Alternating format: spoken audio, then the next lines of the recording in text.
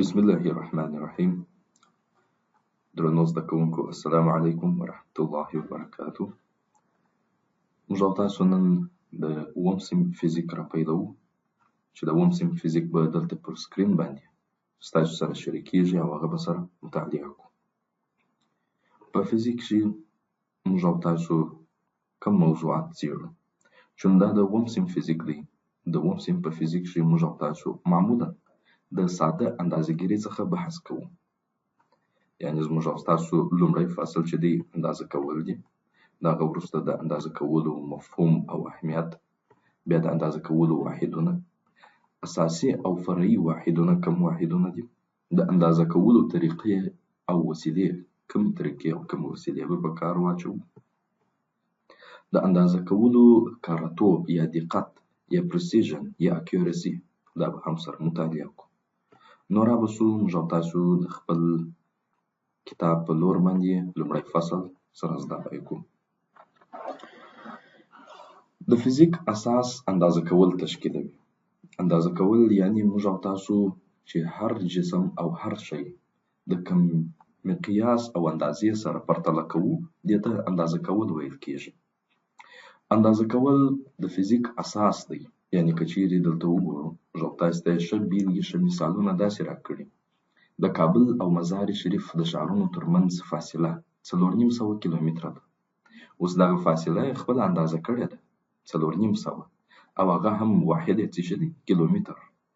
همدارنګه موږ او تاسو ورځ اندازه کوو، لکه شنبه، یکشنبه، دوشنبه، دا د هفتې ورځې دي موږ اندازه کړي دي، نومونه باندې ایښي دي. د ورځې طول اندازه کوو په ثانیو سره یا په دقیقو سره او یا هم په ساعت سره. همدارنګه موږ او تاسو د هر شي قطر اندازه کولای شو، لکه د یو پیپ، د ګیلاس، د وایر یا سیم او د وریښتانو د هر شي قطر او یا هم د حجرې قطر لا اندازه کولای شو. او غټ واټنونه هم اندازه کولای شو، لکه د مځکې او سپوږمۍ ترمنځ فاصله، د مځکې او لمر ترمنځ واټن. دا هر څه موږ او تاسو د دې فزیک په مټ باندې اندازه کولای شو. که چیرې اندازه‌ګیري نه وای، نو موږ او تاسو به یو د بل سره نتایج نه سوای شریکولای. د نتایجو د شریکولو په موخه باندې مقیاس او اندازه ډیره مهمه ده. همدغه یې اهمیت دی. موږ او تاسو ته په فعالیت کې ډیر یوه ښه بیلګه راکړې.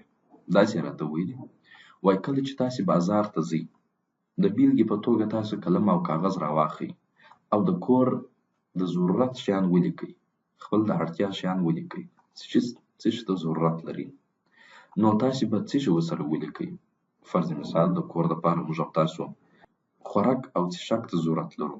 څومره خوراکي مواد تاسې رانیسئ او یا هم څومره د څښاک مواد تاسو رانیسئ، نو خو باید اندازه او مقیاس ورسره نوشته سي. نو دا مقیاس او اندازه موږ او تاسو څنګه ورسره لیکو؟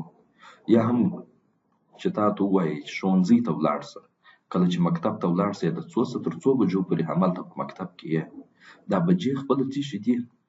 ساعت او دقیقې. دا خپله د اندازه‌ګیري واحدات دي. رابسو اوس دا هر څه به موږ او تاسو داسې مطالعه کوو. فرض مثال که چیرې موږ او تاسو ته یو څوک ووایي چې 1 متر فاصله را جلا کړه. یو نجار دی، دی تخته جوړوي. د تختې دپاره درته ویل سوي دي چې 1 متر په 1 متر کې ماته تخته راوړه. او خو دی همدغه مقیاس، همدغه اندازه د یو خطکش یا فیتې په وسیله باندې جلا کوي، هغه هلته نشاني کوي او بیا یې کاټوي. دغه فیته او دا خطکش چې 1 متر طول دی ځینې راکاږي، همدغه اندازه‌ګیري سول. یا هم که چیرې په لابراتوار کې یو استاد، یو ښوونکی موږ او تاسو ته تجربه کوي، نو خو دی په پوهیږي چې څومره اندازه مواد باید زه سره راواخلم. اوس دغه اندازه مواد راخیستل دا خپله یو واحد ته ضرورت لري، یو مقیاس او اندازه‌ګیري ته ضرورت لري. نو رابسو د دې دپاره چې په دې مقیاس او اندازه‌ګیري باندې ښه پوه سو، د میخانیک علم له نظره یا د فزیک په اساس کښې اول څه شي ته ضرورت شته، څه شي باید اندازه کړو او په څه ډول یې اندازه کړو. اول باید موږ او تاسو د اندازه کولو کمیت معلوم کړو. فرض مثال یو څوک راته وایي چې تاسو خپل د صنف یا د ټولګۍ اوږدوالی اندازه کړئ. دا اوږدوالی یې خپله کمیت شو. یا درته ووایي چې د یو توپ یا د ګین وزن معلوم کړي چې څونه دي. دا وزن یې خپله کمیت سو. یا هم درته ووایي چې یو کس ناروغه دی، د ده د وجود د تودوخې درجه معلومه کړه. دغه د حرارت درجه یا د ده تودوالی د خپله یو کمیت سو. د دې کمیت د اندازه کولو دپاره موږ او تاسو واحد ته ضرورت لرو چې باید هغه واحد یعنې یو چې مقیاس یې د یو په اندازه یې د هغه سره پرتله کړو. فرض مثال موږ او تاسو 1 متر لرو، که چیرې د ټولګۍ یا د صنف اوږدوالی موږ او تاسو محاسبه کوو، وایي چې دا 5 متره ده. دا 5 متره دا معنا لري چې هغه واحد چې موږ او تاسو ته معلوم کړی دی چې هغه یو دی، د هغه په پرتله دا 5 چنده ده، یعنی د واحد سره 5 برابره ده. نو کمیت یې معلوم سو چې اوږدوالی او واحد یې معلوم سو چې متر و. اندازه یې هم معلومه سول چې عبارت له 5 متره څخه ده. یعنی اندازه کول موږ او تاسو ته د یو کمیت لویوالی او کوچنیوالی راښیي چې د واحد سره اندازه کیږي. د اندازه کولو واحدونه ډیر مهم دي. باید موږ او تاسو دا په یاد ولرو چې په نړۍ کې یو سیستم د واحداتو شته چې هغه ته نړیوال سیستم ویل کیږي، او د هغه د رویه ساینس پوهان او فزیک پوهان خپل د تجاربو پایلې یو د بل سره شریکوي. لیکن په ځینو ځایو کښې مروجه سیستمونه کاریږي، خو هغه منطقه تر منطقې فرق کوي. د بیلګې په ډول یو کس فرضاً په کابل کښې یو سیر کشمش یا ممیز په 400 افغانۍ رانیول او دی مزار شریف ته ولاړ، او د یوه سیر 10 افغانۍ د لارې کرایه هم ورکړل. کله چې مزار شریف ته راورسېدی نو د یو سیر په 500 افغانۍ باندې خرڅ کړي، لیکن بیا هم د تاوان کړی دی. ولې؟ ځکه چې په کابل کښې د سیر پیمایش یو اندازه و، په مزار شریف کې د سیر پیمایش بل اندازه و. نو دا دوه یو د بل سره توپیر درلودی. په کابل کې سیر کم و، په مزار شریف کې سیر زیات و. که چیرې هم په کابل کې او هم په مزار کښې د یو نوع د یو ډول واحد څخه کار اخیستی وای، بیا معلومه خبره ده چې ده به ګټه کړې وای. یو بل مهم کمیت چې په فزیک کښې زموږ او ستاسو همیشه ورسره سر و کار وي، هغه اوږدوالی یا طول دی. د طول اندازه کول، د اوږدوالي اندازه کول په پخوا وختو کښې یا په لویشت کېدل، یا په یو څنګل کېدل، یا هم په قدم سره. اما دا خو فرق کوي، د یو کس لویشت غټه وي، د بل کس لویشت کوچنی وي، د یو کس قدم غټ وي، د بل کس قدم کوچنی وي. نو د دې دپاره چې دا ټول یو د واحداتو سیستم ته راسي، نو ځکه فزیک پوهان سره راټول او یو د واحداتو سیستم یې جوړ کړي، چې دې د واحداتو سیستم ته SI یا هم سیسټم انټرنیشنل بین المللي سیستم ویل کیږي. په فزیک کښې کمیتونه څه شي دي؟ هر هغه شی چې د اندازه کولو وړ وي هغه ته کمیت ویل کیږي. دغه کمیتونه په فزیک کښې موږ او تاسو په 2 برخو باندې ویشلي دي. یو اساسي یا فنډامنټل کمیتونه دي، او بل فرعي یا هم ډیرایوډ کمیتونه دي. اساسي کمیتونه هغه کمیتونه دي چې د دوی په تعریف کښې د نورو کمیتونو کارونې او استعمال ته اړتیا نه پیښیږي، لکه وخت، لکه اوږدوالی، لکه کتله. هر یو ځان ته مستقل کمیت دی او هر یو ځان ته مستقل واحد لري. وخت په ثانیه سره اندازه کیږي، د بل هیڅ شي څخه دی نه دی اشتقاق شوی. اوږدوالی په متر سره اندازه کیږي، دا متر خپل ځان ته یو واحد دی او بل د هیڅ نوع واحد څخه دی نه دی اخیستل شوی.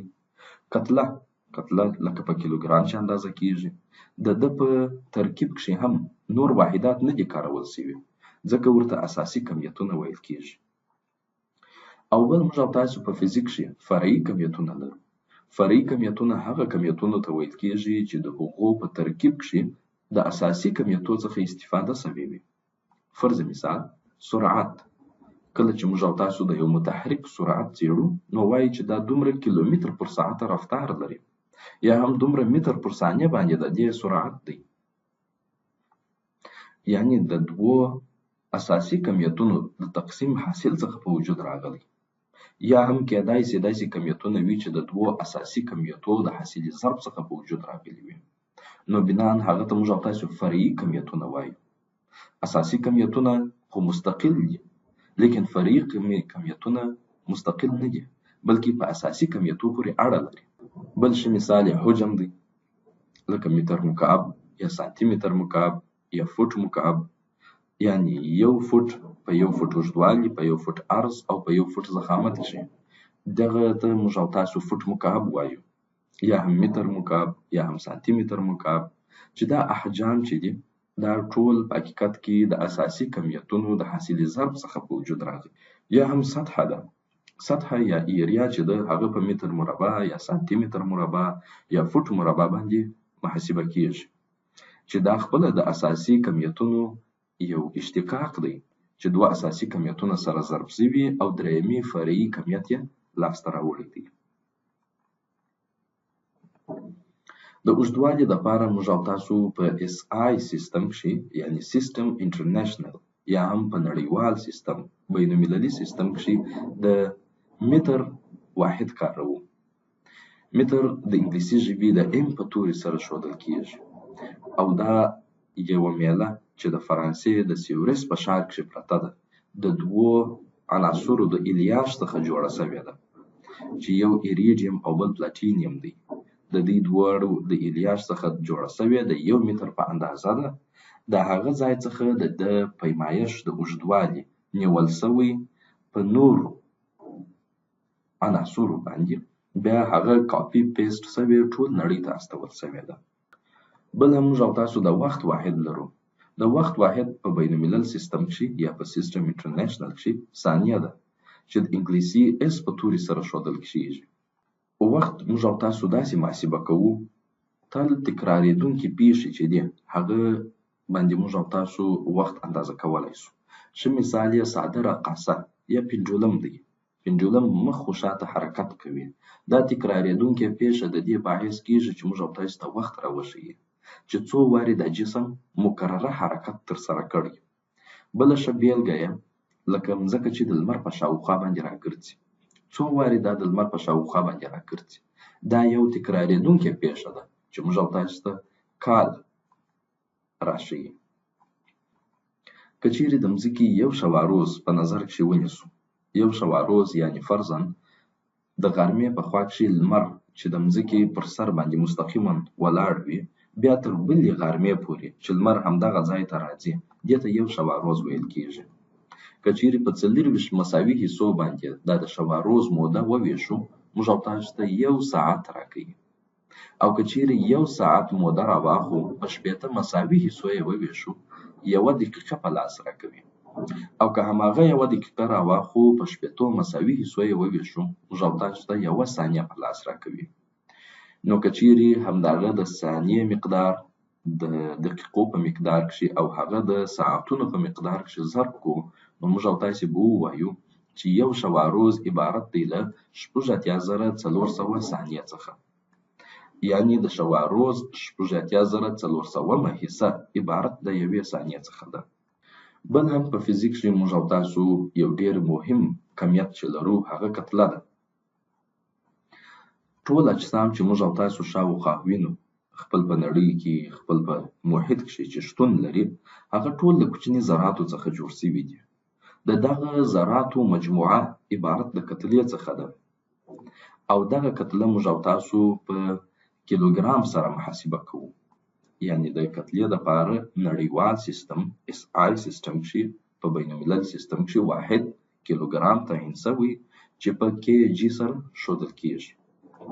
معیاري یا سټنډرډ کیلوګرام د پلاتین او ایریډیم د الیاژ څخه جوړ شوی دی او هغه هم د فرانسې د سیورس په ښار کښې ساتل شوی دی او په هغه پیمایش باندې نور کیلوګرامونه جوړ شوي او ټول نړۍ ته استول شوي ترڅو خلک استفاده ځنې وکړي. موږ او تاسو ته په دا جدول کښې اندازه شوي کمیتونه او د هغو مقدار راکړی دی. د درسي کتاب اوږدوالی معمولا هغه درسي کتابونه چې موږ او تاسې په ښوونځي کې لولو، که چیرې د هغه اوږدوالی وګورو تقریبا 40 سانتي متره دی. یو بل ښه کمیت د اووم ټولګي د یوه زده کوونکي کتله چې 45 کیلوګرامه ده، دا فقط د یو نمونې په ډول یې راته راکړي. یو درسي ساعت د هغه وخت 45 دقیقې دی. یو لمریز کال د هغه وخت 365 ورځې.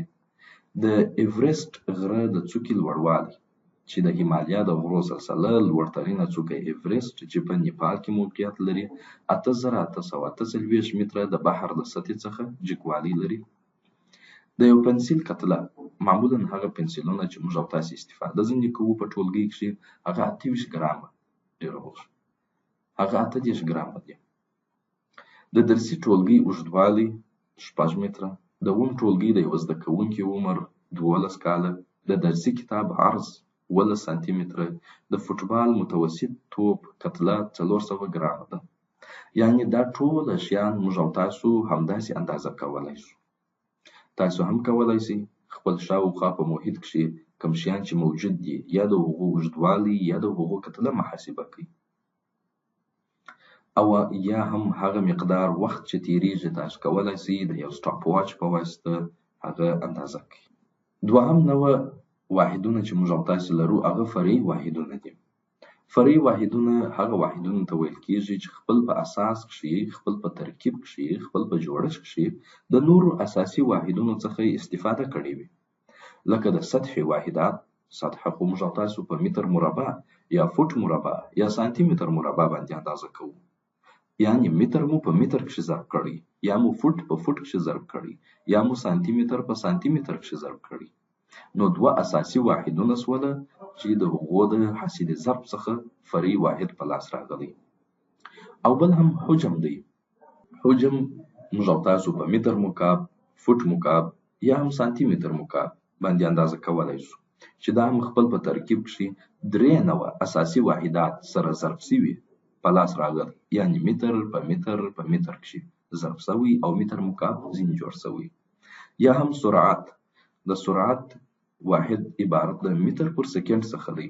متر هم اساسي واحد دی او ثانیه هم اساسي واحد دی.